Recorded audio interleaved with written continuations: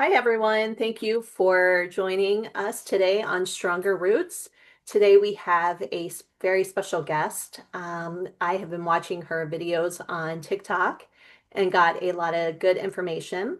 Her name is Marie Morin, and I'm going to read really quick, Marie, your bio. Marie Morin is a licensed therapist, wellness coach, and educator, and an international best-selling author. Marie's YouTube channel, Morin Holistic Therapy, educates viewers on how to move forward and navigate the complex and widespread condition of estrangement and family rifts. Marie has an ebook, Feeling Heartbroken and Alone, How to Pick Up the Pieces When You're Estranged, and writes a weekly blog on morinholistictherapy.com and hosts workshops. Marie is an international bestseller, co-author of the book Belonging Secrets to Soothe the Soul. Marie is passionate about family connection and sharing hope and strategies to support those with strained family relationships. So welcome to Stronger Roots, Marie. I'm glad to have you here, and hopefully you can share your wisdom and your knowledge with us. So Thank you so much for having me, Danielle. I hope that as well. great, great. So we're going to jump right in. What first kind of sparked your interest in focusing on family estrangement and reconciliation? So it started off because I really needed the help, and I wanted to shift away from just doing therapy and into coaching. I find that coaching can offer directness, practical strategies, and tools. And therapy is really an incredibly valuable process, but it sometimes we get caught in the weeds of what that is. And so I just felt called to dive into how can I help and how can I do this faster than perhaps months or years of therapy. And it was in my family of origin, and who knew? We didn't call it estrangement back then. It was just, there was this aunt, or I didn't want to have a relationship with my brother, so I don't talk to him anymore, that kind of thing, right? Years and years ago. But it became evident that I needed to figure out what was going on when it hit my own family. And that's what I did. I kind of obsessed, went into a lot of research, and the next thing I knew, I was doing a YouTube channel. It sort of happened like that. It wasn't, and then I was writing about it because there was a need for people to know more about what this ugly thing was. And sometimes it's very ugly. Yeah. Yeah. So you talked about like a personal moment that kind of triggered this and made you realize that it kind of was your calling. And I'm finding out as we're doing these podcasts so much that there is pain that comes into our life that we're able to somehow channel it into purpose. And it sounds like that's kind of what you've done with your work and your coaching and things like that. Yeah, for sure. It Yeah. was out of a need, a personal need, and then it became a purpose. It became a drive. hmm So, for listeners who might be experiencing estrangement, how do you really define it? Well, I think a lot of people misunderstand it to just mean the actual cutting off where you're not in any contact, but it does include emotional disconnection. So, for example, many people start off saying, well, I was so close with my daughter and now we don't speak anymore. Well, there was a period, and it rarely goes from one extreme to the other. It usually has its moments of gradations rather, where the contact becomes emotionally distant, where you can notice your kid kind of pulling away, where once they'd be more forthcoming, now they're pretty private, where the conversations used to be longer and now they're much shorter.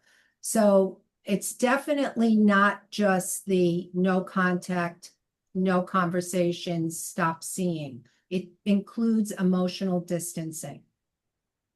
Do you see this mostly with divorced families, or do you see this mostly with intact families and then estrangement happens? Like I'm just curious out of like, oftentimes, through divorce, there's estrangement that does happen, or is it just more intact, or is it a 50-50 type thing that you're seeing in your therapy? Well, interestingly, you hit on it. Divorce is a large contributor to estrangement in the future. So the whole concept and the whole thing of children having this event, right? Mommy and daddy are not going to be together. What does it mean for them? And very often, if it's a very oh geez, what's the word I'm looking for? Heightened kind of Like they say high conflict a lot of times for okay, thank divorce. you. Yeah. There you Mhm. go. All right, my brain was on pause for a Yeah, second. that's okay. All That's right, high conflict. All right, kids get to see it no matter how hard we try. They feel it and Mhm. it impacts them. And then they form their own decisions, who's right, who's wrong. And isn't it interesting that even if one partner is seems to be the worst actor or a worst participant in whatever happened to the marriage, kids see the behaviors even on the other side when justified. Does that make sense? Mhm. And they will side sometimes with the partner that in your head you're thinking, why are they siding with them? Why are they okay with that? How come they don't see my side? So it's extremely complicated and very, very painful because they're not looking to be fair and be adult-like. They're children. And then these children grow up into adults, and we don't know how they formulate their opinions of their parents at that point, but we know that often divorce sparks a future possibility of estrangement. Mhm. Is there an age range that this kind of happens more? Is it in the younger adult population, or do you see it in the late teens, early adult, late adult? Like when do you kind of see the pulling away? Would you say, is there an age group that you kind of see a little bit? Yeah, what I've noticed with a lot of people that I speak with is that there seems to be currently a lot more young adults in their 20s that are alienating themselves, not to be confused with parental alienation, but that they pull away and uh, sort of set a fence between them and their parent or both parents. And I believe a lot of that has to do with a level of maturity on their part. It doesn't mean that they haven't been through a hard time, but I'm seeing a lot of people contact me, and these kids are, well, they're young adults, they're younger. Mhm. But all ages have this. It's not just isolated to that, but I'm noticing more of the 20s are doing this.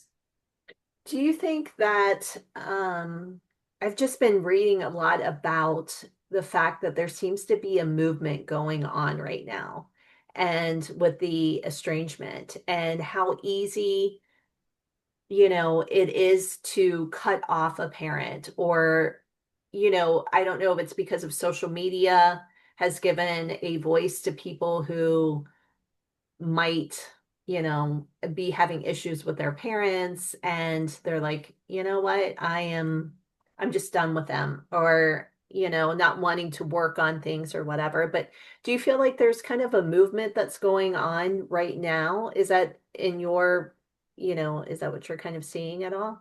Yeah, I think we could call it a movement. I think it's a generational shift, a real difference in how we did things maybe 40 years ago, 30 years ago, where it was more like socially proper to you stay with your family, you stay aligned, there's more of an obligation. And I think over the years, and I don't want to blame it on therapy because I think therapy is an outstanding place for people to do their healing. However, there's almost a permission, and rightfully so, because we need to look at all of the events and all of the reasons as a spectrum. And some kids have been abused and adults have been abused. Okay. So, all right, I'm kind of going all over the place, No, but that's fine. here. So when we look at what happened with women years ago, when they would say something about problems at home and domestic violence, it took decades for them to be recognized as having something recognizable in the community at large, socially. And now they have a voice and they can say, yes, there has been domestic violence. Well, that similar permission and acceptance has moved into the space of parenting. This is my theory. And so, because of that, kids have younger, I'm sorry, I should say, adult children have the ability to say, you know what, this isn't working for me. And like others before me that have felt maltreated, now I can make a stance and say, I don't want to be in a relationship with you anymore. Mhm. Yeah. What are some common myths or misconceptions about family estrangement? Well, I think first and foremost, not everybody needs to be painted with a broad brush of every parent that's been estranged has been abusive or is a narcissist. While there are some that have been abusive and are can be considered narcissist or having narcissistic tendencies, that does exist. I don't think painting it with this broad brush, everybody or every adult child is being brainwashed to follow this system of whatever is happening socially, because there is a social movement, and I will say that I feel like people now have, in general, across not just in the estrangement category, but in lots of different areas, we have permission to be mean, right? We have permission to treat people in a way that we wouldn't perhaps have thought of doing that. It's in a polite society. Now it's like it's okay to be disrespectful. It's okay to be mean. Mhm. So I think I went off topic a bit, but It's okay. I think in terms of misconception, it's just this idea that it's all or nothing, and it's not that. It's not all or nothing. Mhm. Yeah. How is um how is estrangement different from setting healthy boundaries or going no contact? So a boundary, contrary to what a lot of people think, is not for other people. It's not giving somebody a rule, like when you come in the house, please take your shoes off. That's a rule. But a boundary is something we decide as humans that this doesn't work for me, and I'm not okay with that. And so then I can have an announcement. I could say, moving forward, when our conversations get too heightened, I'm not going to participate anymore. I'm going to need to take a break. That's a boundary. And Mhm. then you can have a consequence to it, meaning the consequence is, hey, I'm leaving. I'm not going to be around. Okay. It's not like if you break this rule, now I'm going to leave. With estrangement, it's not, it could be a boundary. It could be a declaration of we've had a terrible relationship and it's been so uncomfortable for me. And by the way, there was either this or that, could be abuse, maltreatment.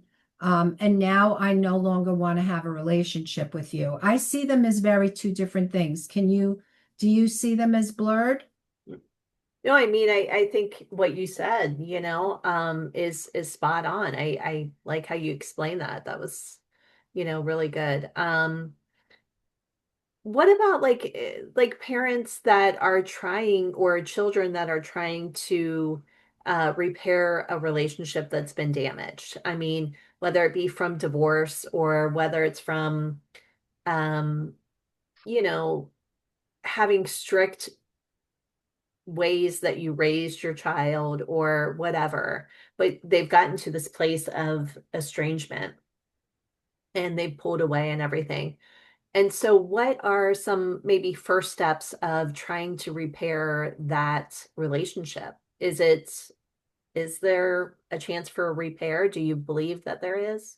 Oh, absolutely. I think that it needs to be encased in both parties or all parties having the desire to repair, right? And the willingness to come out from under just their perspective. So there has to be some self-reflection of what their part was.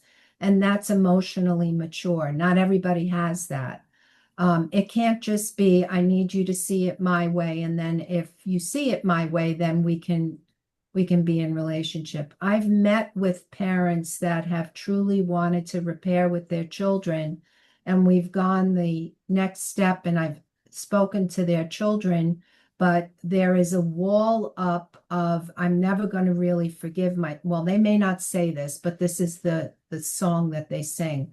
There's a wall up of I can't ever see my parents differently because of their identity, maybe with this political party or their religion or their just their personality. They could be they could be very outspoken, and the child doesn't like that. And so, in that way, the adult child doesn't really want to repair because they don't like the parent, and they don't want to see their parent as human. I Hmm. think, right? They're just seeing their parent as not fitting the bill of what they want them to Right. be. This isn't with every adult child. This is some of them. So, does that answer the question? Yep. Yep. It does. It does.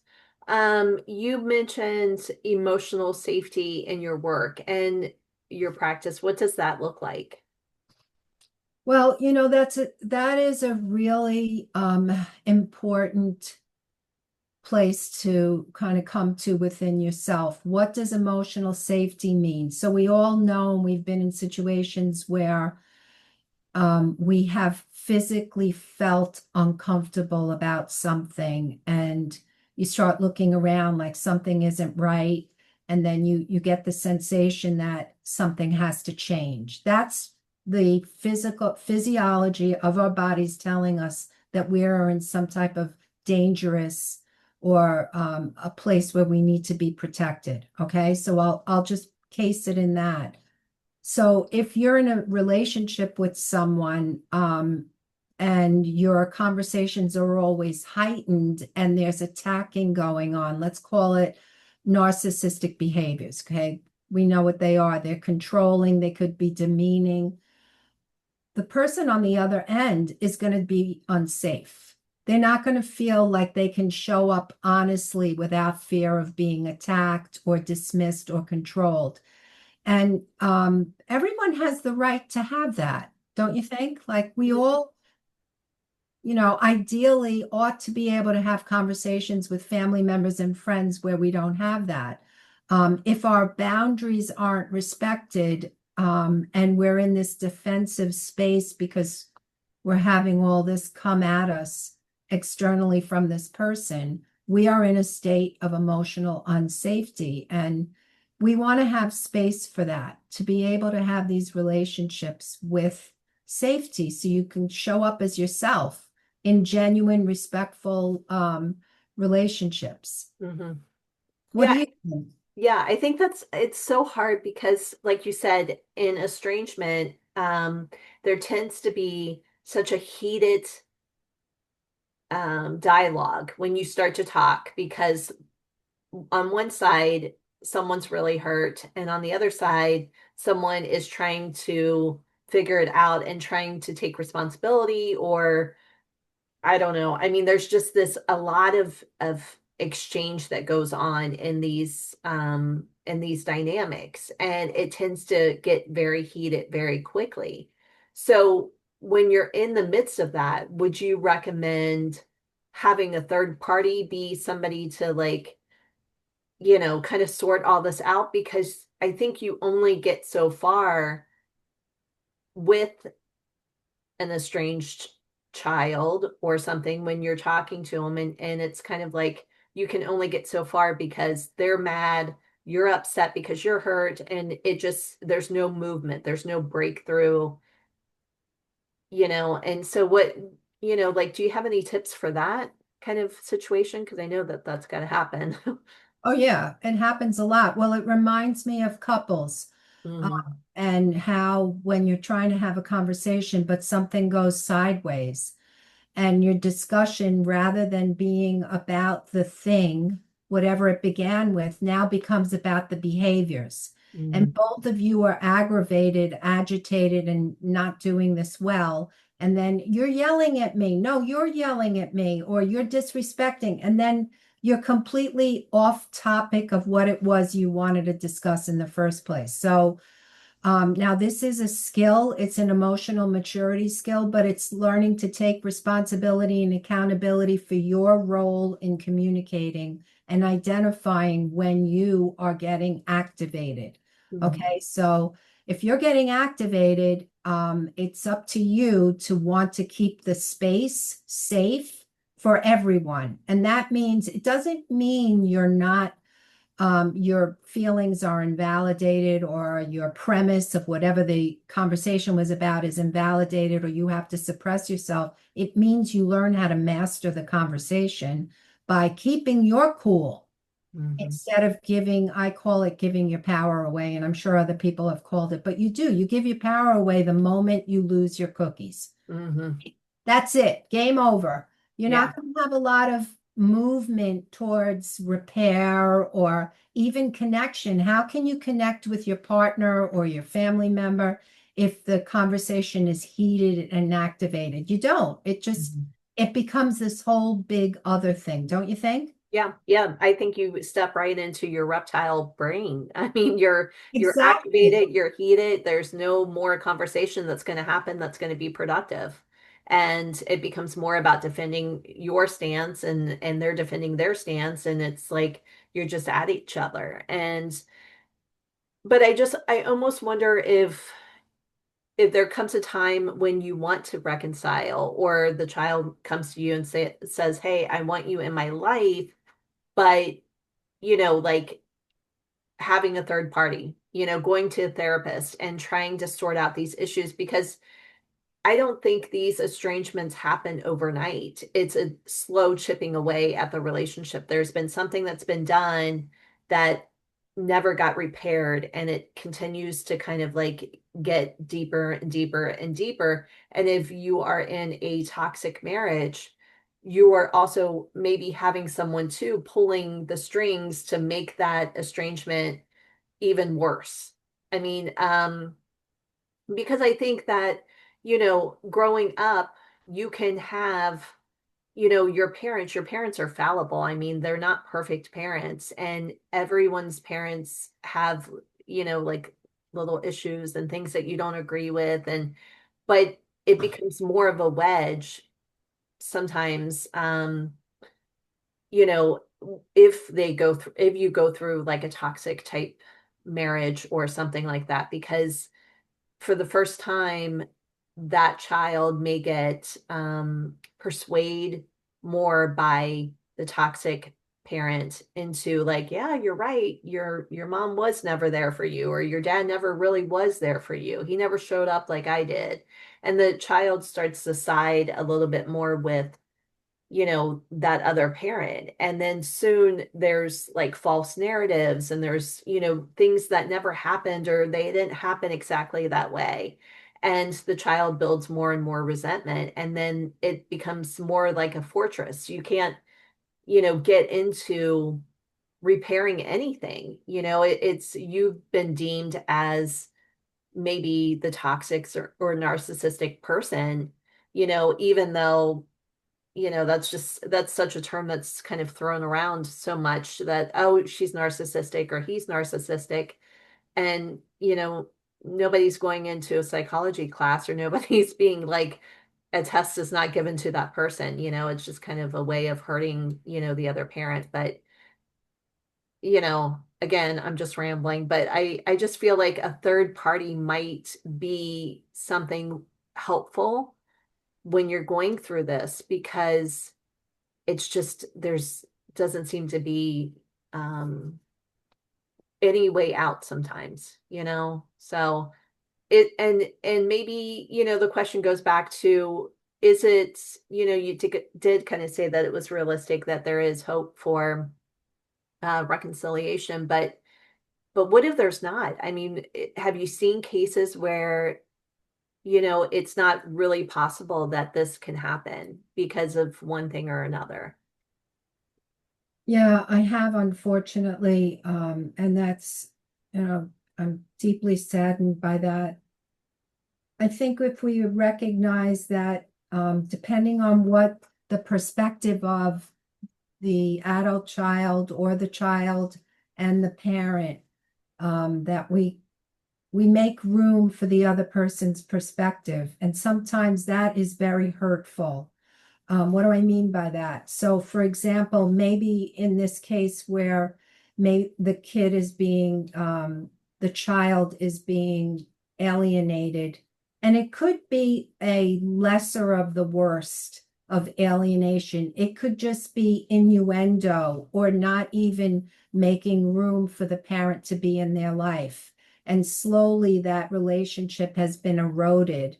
Hmm. Or it could be overt, where there's conversations where, your mother never did this and she never did that. And did you see that? And that type of thing.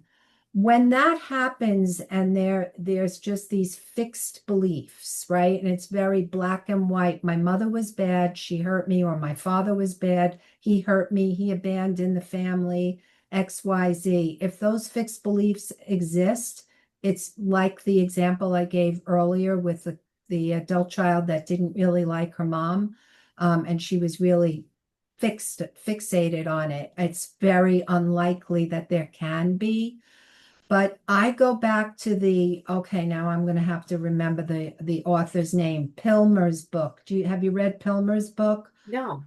Fault Lines, excellent book. I believe he is a sociology professor, could be Princeton. Okay. I could be wrong. However, in his work of studying, I believe, over 1,400 families, he found that in time, adult children soften. And I hang my hat on that. That's the premise of everything that I do, because there's nothing more for me, as long as it's actually safe, more important and more valuable than families getting back and Hmm. having that connection. We need to be in connection with people, of course, in safety. All right. No Hmm. one wants anybody to be abused, but we need those connections. Family is where we grow. Family is where we get our level of belonging. And so when that happens, when there's these fixed beliefs, that becomes very unlikely. Hmm. And when you talk about abuse, you're not talking just physical abuse, but like verbal abuse or name calling. Is there those types of, uh, Yeah. So yeah. let's talk about that, because that's something that I think about. So if we take a photograph of a place and time, it could be that, and I've heard a number of these stories. A parent was having a very tough go at life, maybe for a temporary, it could have been a few years, maybe they got into alcoholism. And during that time period, that parent was unavailable emotionally, physically. They just were, they weren't doing parenting. All right. And maybe that parent did things like, came against the child, was very mean, wasn't supportive. And the adult child says, you know what, that was abusive. Mm. That time period was abusive. And so it's kind of like it is extremely dependent on perspective. And I think those photographs and those moments in time sometimes take over the perspective. While I'm not negating that that happened to you, what happened to when the parent got sober and they tried to repair? That doesn't matter now. Like that has happened. Yes. Your parent was a human. let's call it failure, a parental failure. But now they're doing everything they can to make themselves a better human, a better parent. Where is where's the grace Hmm. for that? And I have to keep saying that I am not implying or suggesting that anyone continue to be abused or negating that that happened. But I think that if we're going to talk about repairing and reconciliation, we have to look at the larger picture. Can parents be human? Can we make mistakes and then be able to continue relationships with our adult children? Hmm. Yeah. And that's a good question. So what do you think about like forgiveness and how it plays a role in reconciliation? Is it required? I mean, it seems like it's required. Yeah, I probably should have gotten the Webster Dictionary definition for forgiveness, but I see forgiveness as something we do for ourselves than for the other person. It's to get, actually, this morning I saw a video and it was outstanding. The beginning of the video was a man who had this very large stone and he set the stone down. And it was this visual image for me of like letting go of that experience, curating your perspective any longer for resentment and holding that person's feet to the fire of something. But that's not for them, it's for you because your heart is sick from it. If we're in unforgiveness towards somebody, we're looking for something that maybe never come.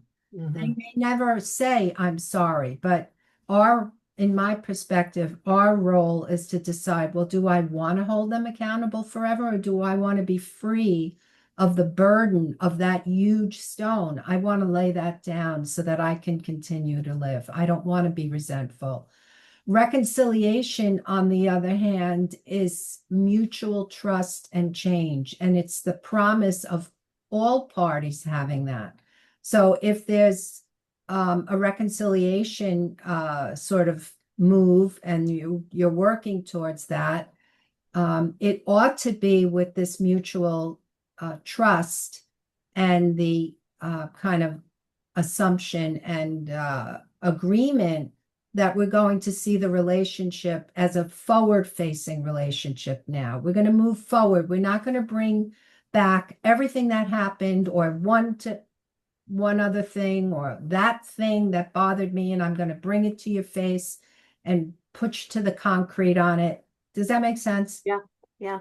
Like that has to happen. Hmm. Yeah, it does make sense. And what do you think about say you have an estranged child and do you continue or young adult, young child, adult, older adult, but do you continue to reach out to them, or do you respect their boundaries of no contact or, say it's their birthday, say it's Christmas, these holidays that come up, or do you wait for them to try to come back into your life or try to, reconcile? What is your best advice on that? All right, so I have a couple of like sort of rules of thumb. If your child geez, I'm going to keep doing it. If your adult child hasn't said, do not contact me, and I mean hasn't said it, and it's still ambiguous, I think that it's a good idea to continue to reach out on occasion, not weekly. And it's a benign type of contact. Hey, I'm thinking of you. I hope you're doing well. I'm here for you. Something of that nature, very benign. Mhm. Once they say no contact, it's sort of this kind of it's a declaration in sand. It's kind of like, you know, please do not do this. If you do this, now you're disrespecting me, because that's the next step. They might have been saying things like, you're not validating me, you don't see me, you don't hear me. In fact, when I do ask you something, you haven't acknowledged that thing. Okay. And now if you break the no contact by pushing, you're basically reinforcing what they told you about, Mm-hmm. right? Mm-hmm. They know you want to have contact with them. And in fact, if you do any study about how people, young people and other people that have gone no contact, there's a movement of like just sticking your feet in the sand and like not budging. A lot of them are being told do not budge no matter what. So I don't think at that point, if your kid has said that, it's fruitful for you to push. Mm-hmm. And I think that the parent themselves, for their own well-being, because this is a terrible place that no one wants to be told by their kid, please do not contact me anymore. Right. Um, so parents benefit by getting to this place of sort of daily acceptance of the loss of the relationship status for the day. It's ambiguous loss, right, Danielle? It's a horrible place. It hurts deeply, but we have to continue to live. We can't just go on in this state of being so overly like everything is about my kid, what happened with my kid. Does this make sense? We have to get through the acceptance phase, but that's easier said than done. You can't, you don't ever get to a destination. Oh, I accepted my kid doesn't want anything to do with me. That would be unrealistic and it just doesn't happen. But every day we go towards that, hopefully that mindset of, okay, I'm just going to accept it for today because I do still want to live. Mm. Yep. Yep. That's great advice. I really do like that. What, like, how do you think that family estrangement affects both child and parent? Well, I think psychologically, the fact that we're not in relationship with people is very harmful because we are wired mammals. I don't know of a mammal that isn't to be in connection with people, and your family are your people. They're your tribe, your original tribe, right? And so part of that is the emotional harm that happens, and many people struggle with depression, anxiety. They could have physiological symptoms of gastrointestinal things, blood pressure, body aches. What is that illness that, oh, geez. Like fibromyalgia? That's it. Thank you. Fibromyalgia. Um, and then there's the possibility for prolonged grief disorder where you're emotionally stalled at the grief. And so these things can be very detrimental for people where they isolate. They're in the doctor all the time trying to feel better. And emotionally, it's just extremely taxing and it could be physically as well. Hmm. Hmm. What role, Oh, I'm um, sorry. I forgot to add about adult children have similar responses. mm, what role does like therapy, coaching, or even like community support play in breaking cycles of estrangement? Well, I'm glad you brought that up because I'm not sure that every community is helpful for parents or for adult children. So I've done some research.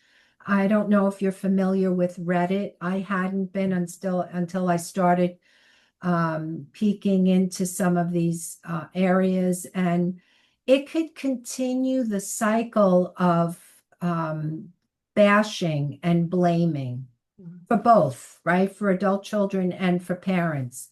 And I don't know that that's helpful because it's just like an echo chamber of the same. You feel terrible, you want to blame, you want to be angry, because that's a very common and natural thing when you've been rejected or hurt or feel harmed, either way, on both sides, that you want to blame the other person and bash the other person. This is normal human behavior. So if you're getting a lot of that continually, you're not going to move forward. You're just going to be on a wheel. Okay. So communities that stress personal growth, where you actually say, well, you know what I recognized? I recognized that when my kids were little, I did give them everything. I was very present with, we're doing sports, you have every opportunity in college. But by the way, you know, I was so busy that I hardly spoke to them and asked them what was going on for them. It was just basically about what I gave them as opposed to what I did. And I know there's grades of this. It's just an example. And that if someone has that kind of group where they can self-reflect and it's okay, where and it's let's say promoted that you know we're going to talk about places where we could have improved and be honest, and you could be vulnerable and it's a safe space. And I think a private group would be a good thing because you don't always want to be so forthcoming because it's not always other people being able to come in and see your personal stuff may not be appropriate, right? Right. So I think those types of groups would be really, really good. What was the rest of the question? I'm sorry.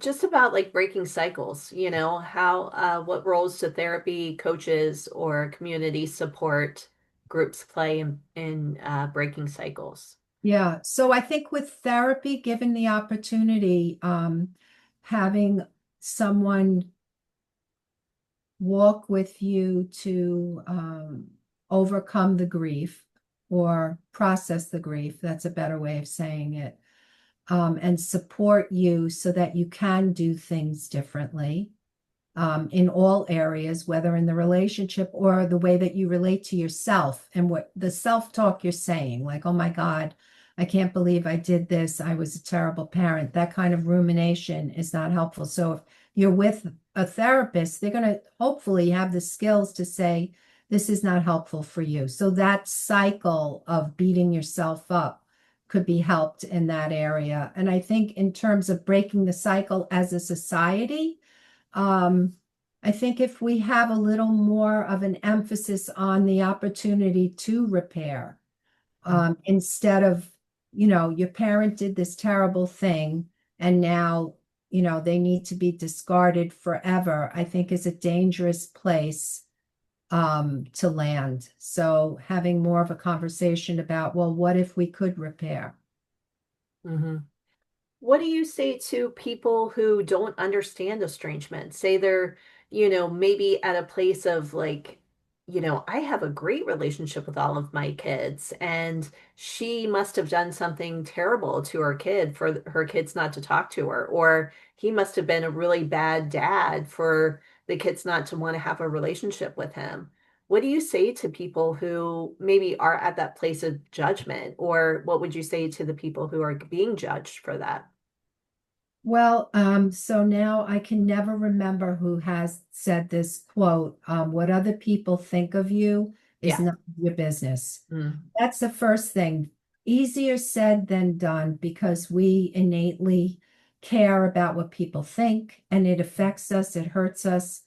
And it breaks my heart because a lot of people land there and give so much credence to other people's judgment.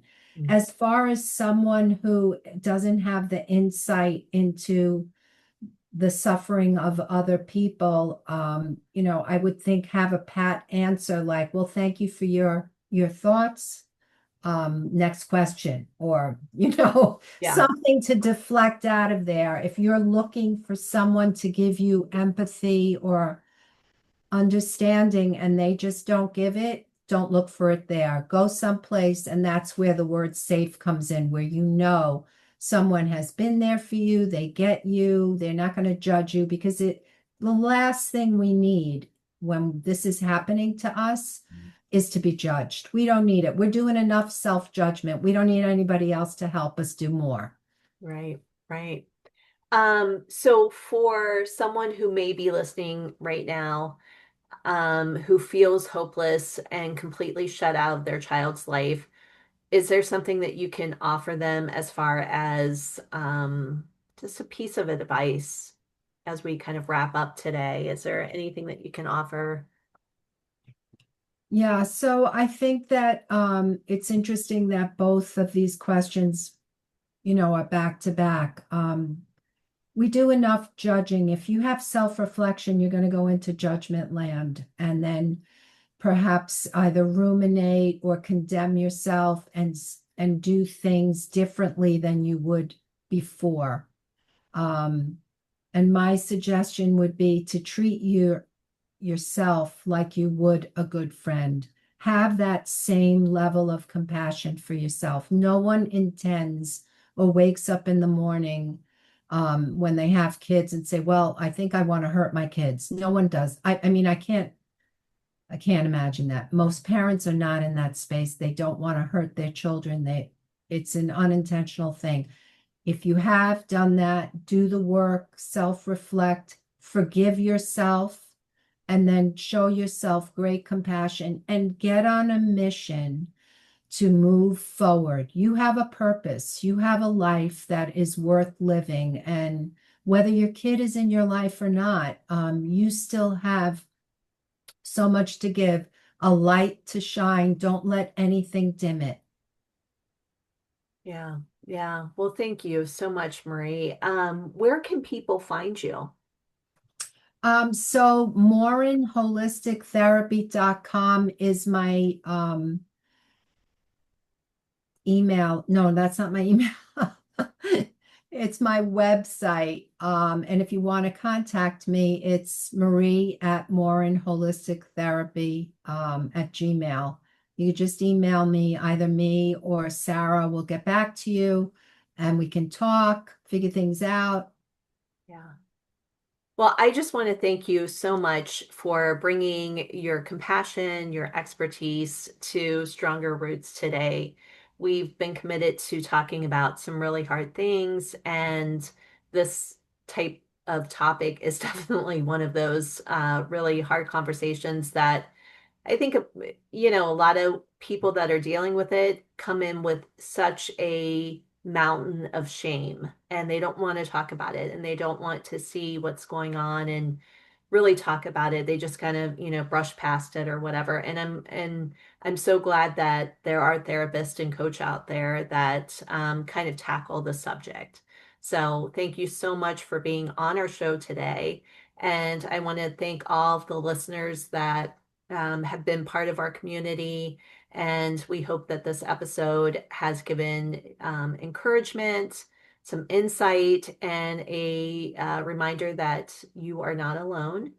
And thanks everybody for tuning in today. So thank you, Marie, also. Thank you so much for having me, Danielle. Yeah, thank you.